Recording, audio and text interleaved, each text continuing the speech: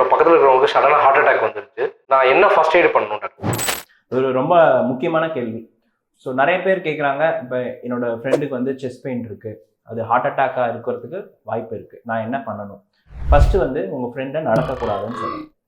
அவரை வந்து ஒரு நல்ல ஏரேட்டட் ரூமில் நல்ல ஆக்சிஜன் இருக்க மாதிரி எடுத்துகிட்டு போகணும். ஸோ முடிஞ்சால் ஒரு ஆம்புலன்ஸ் கால் பண்ணி ஆம்புலன்ஸில் ஹாஸ்பிட்டலுக்கு அழைச்சிட்டு, இல்லை ஆம்புலன்ஸ் கிடைக்கிறதில்ல, ஆம்புலன்ஸ் வர லேட் ஆகுதுன்னா அவரை நீங்களே ப்ரிஃபரபிளி ஒரு கார்லேயோ ஒரு ஆட்டோலையோ அழைச்சிட்டு, நடக்காமல் முடிஞ்சால் வீல் சேர்லையோ இல்லை கேரி பண்ணிட்டோ போகலாம்.